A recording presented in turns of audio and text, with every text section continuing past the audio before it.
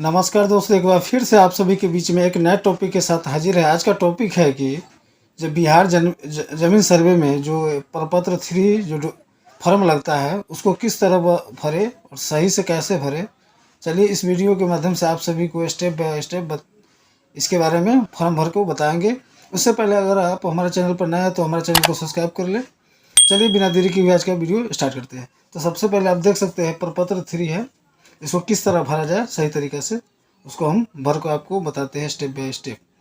सेवा में शिविर प्रभारी अंचल, यानी अंचल का आपको सबसे पहले नाम लिखना है। चलिए हम अंचल का नाम लिख लेते हैं। जैसे मान लीजिए सकरा अंचल हो गया। जिला का नाम लिखना है, जिला मुजफ्फरपुर हो गया।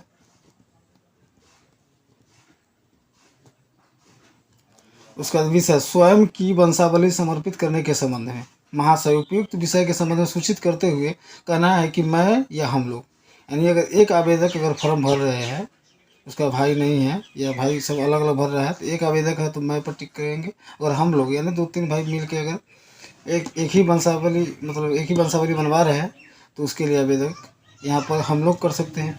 तो चलिए यहाँ नाम लिखना है। यहाँ पर नाम उसका लिखना है जो शपथ करता हो, जो आवेदक है उसका नाम लिखना है। चलिए तो हम जैसे नाम लिख देते, जैसे मान लीजिए आवेदक का नाम हुआ राम कुमार।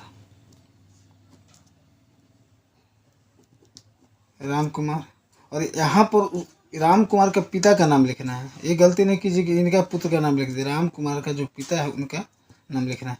जैसे नाम हम लिख देते हैं दशरथ कुमार। एक एग्जाम्पल के लिए आप लोग को समझा रहा है, आप अपने हिसाब से भर सकते हैं। उसके बाद मान लीजिए इनका एक और बेटा है तो उसका दूसरा नंबर वाला का नाम लिख देते हैं। मान लीजिए लक्ष्मण कुमार नाम है और पिता के नाम दशरथ कुमार। यहाँ पर आपको ऑप्शन दिया हुआ है पुत्र पुत्री पत्नी, या तो पत्नी कर देना है, पुत्री कर देना है, पत्नी कर देना, पुत्री कर देना है, क्योंकि इनका पुत्र ये है। उसके बाद मान लीजिए अगर ये दशरथ कुमार है, इनका राम कुमार है, लक्ष्मण कुमार, इनका कोई बहन हो, मान लीजिए उसका नाम है राधा कुमारी, उनका भी नाम लिखना है। और इनका पिता के नाम, यानी इनका पिता हो जाएगा दशरथ कुमार कुमार। तो यहाँ श्री श्रीमती लिखा हुआ है, तो यहाँ पर आपको ये दोनों को काट के यहाँ पुत्री लिख देना है। ठीक है। उसके बाद अगर कोई पत्नी उतनी उसके नाम पर देना है तो उसका नाम लिख सकते हैं। चलिए उसके बाद यहाँ पर हमको स्टार्ट करना है निवासी। कहाँ के निवासी है, तो मान लीजिए गांव के नाम हो गया कटेसर, मान लीजिए गाँव कटेसर हो गया। उसके बाद निवासी कटेसर हो गया। गांव यानी निवासी या गांव एक ही होता है, इसको कटेसर ही लिख दीजिए। उसके बाद पुलिस थाना, पुलिस थाना कहाँ हो गया, तो पुलिस थाना मान लीजिए इसका पुलिस थाना बरियारपुर है।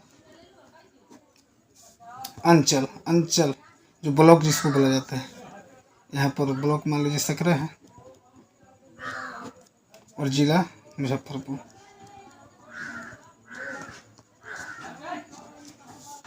जाति मान लीजिए, जाति मान लीजिए कोई जाति हो, मान लीजिए जैसे मलाह है।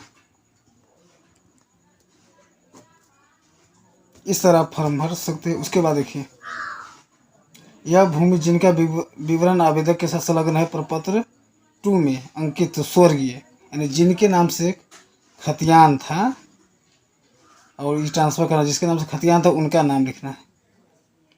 जैसे मान लीजिए नाम इनका है दशरथ,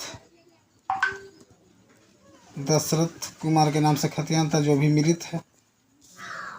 उनके पिता का नाम मान लीजिए श्याम कुमार है। उनका ग्राम, ग्राम जो आप ऊपर लिखे हुए ग्राम वो लिख दीजिए कटेसर। राजस्व ग्राम, राजस्व ग्राम अलग हो सकता है, जहाँ का ज़मीन है उसका ग्राम लिखना है। चलिए इसका भी कटेसर है, कटेसर ही लिख देते हैं। उसके बाद अंचल, अंचल सकरा है।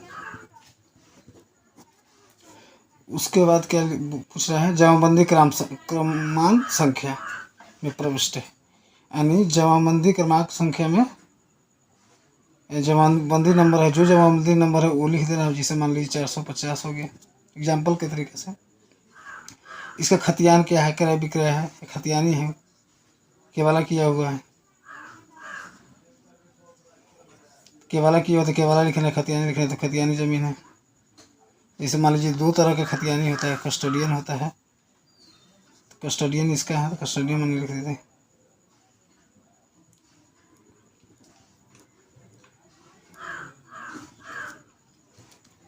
उसके बाद जो खता है, जो जमीन है उसका खाता संख्या कितना है, मान लीजिए इनका खाता संख्या हो गया 35। खेसरा संख्या प्लॉट नंबर जो होता है वो प्लॉट नंबर कितना है, मान लीजिए प्लॉट हो गया 580। रकबा कितना है, यानी भूमि कितना है, तो यहाँ एकड़ में है तो एकड़ लिखिए, नहीं तो डिसमिल में है तो डिसमिल लिखिए। जैसे मान लीजिए 10 डिसमिल है। लगान जो भरते तो भरते लिखिए, नहीं लिखना नहीं, कोई दिक्कत नहीं।